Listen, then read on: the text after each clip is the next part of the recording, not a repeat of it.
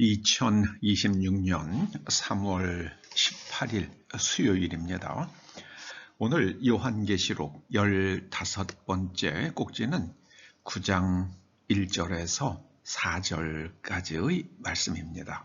먼저 말씀을 함께 봉독하십니다. 다섯째 천사가 나팔을 불매 내가 보니 하늘에서 땅에 떨어지는 별 하나가 있는데 그가 무저갱의 열쇠를 받았더라. 그가 무저갱을 여니 그 구멍에서 큰 화덕의 연기 같은 연기가 올라오매 해와 공기가 그 구멍의 연기로 말미암아 어두워지며 또 황충이 연기 가운데로부터 땅 위에 나오매 그들이 땅에 있는 전갈의 권세와 같은 권세를 받았더라. 그들에게 이르시되 땅의 풀이나 푸른 것이나 각종 수목은 해하지 말고 오직 이마에 하나님의 인침을 받지 아니한 사람들만 해하라 하시더라. 아멘. 다섯째 천사가 나팔을 붑니다. 그러자 하늘에서 별 하나가 땅에 떨어집니다.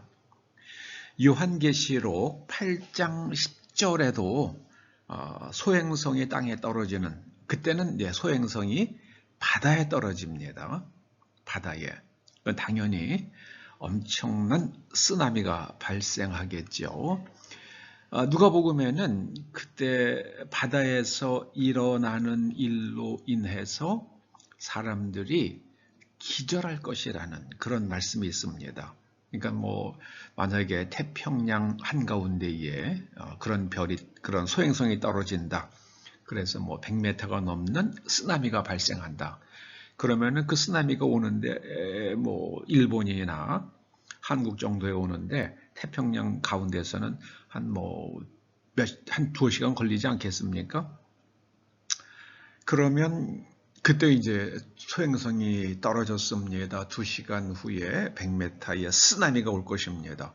2시간 동안에 산 기슭에 사는 사람이야 산 꼭대기로 올라가겠지만은 차 가지고 어디로 피한다는 거는 상상할 수도 없죠. 그러니까 사람들이 다 그냥 기절할 것이라 이제 그런 말씀으로 해석이 됩니다. 근데 이번에 다섯 번째 천사가 나팔을 불었을 때는 하늘에서 땅에 떨어지는 별 하나, 이 소행성은 땅에 떨어집니다. 두 번째 소행성입니다. 그리고 나서는 무저갱이 열린다. 이 무저갱이라는 것은 깊이를 알 수 없는, 깊이가 없는, 깊숙한 그 바닥을 알지 못하는 구멍이란 뜻이잖아요. 그러니까 지각이 열리는 걸 말하죠. 지각이 대략 20km 정도 된다고 그러잖아요.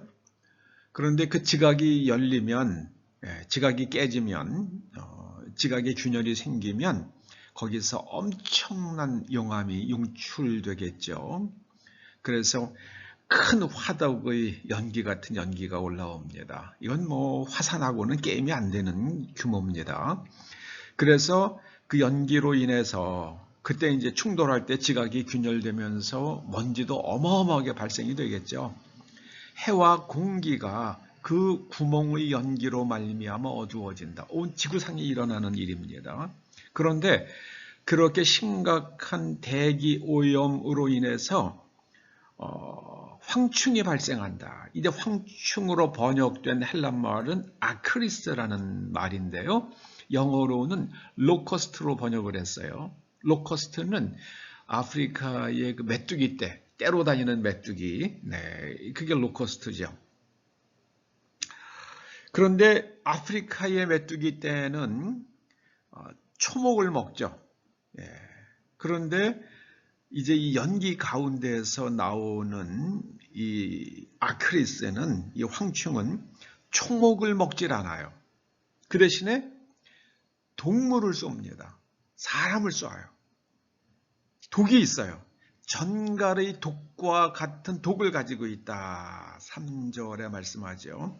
그런데 희한하게요. 4절에 이렇게 말씀하십니다.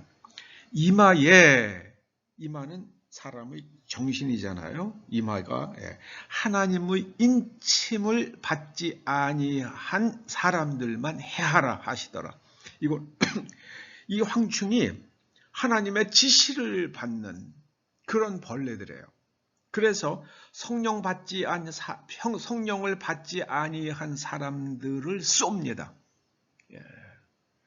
근데 우리가 이게 무슨 일인가 그러잖아요. 그런데 이스라엘의 출애굽할 때에 그 문설주와 문인방에 양의 피를 바른 집에는 죽음의 사자가 들어가지 않잖아요.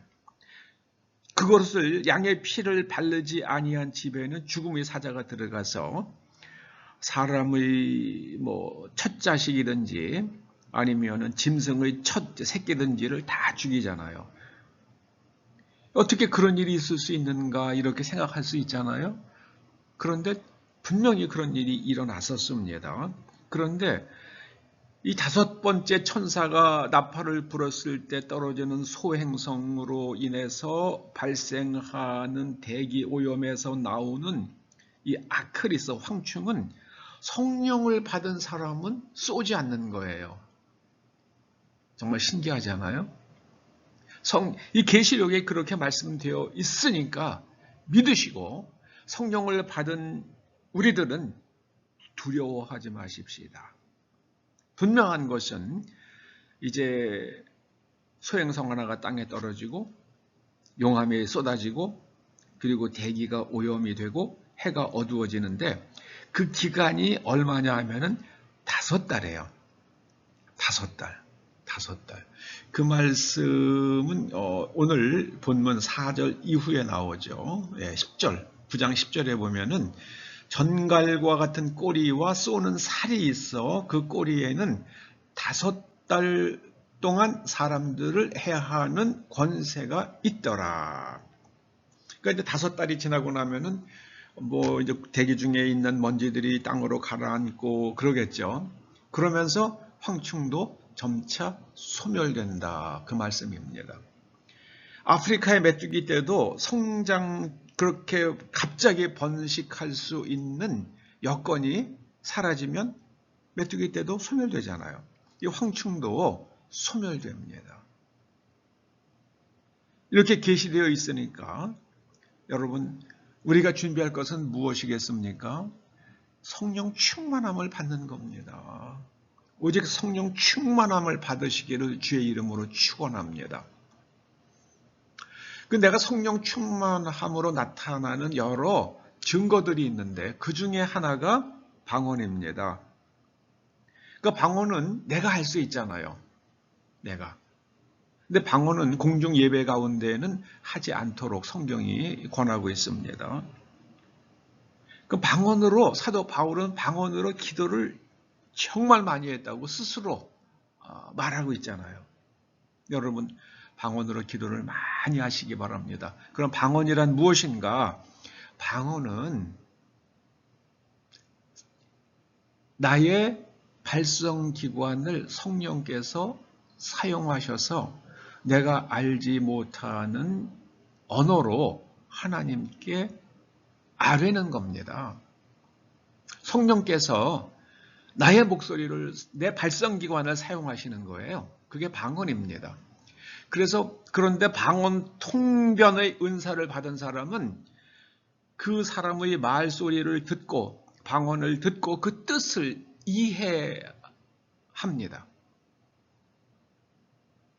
그런데 성경은요, 방언을 하는 사람은 방언의 뜻을 이해할 수 있는 방언 통변의 은사를 받도록 하나님께 간구하라 말씀을 하시죠.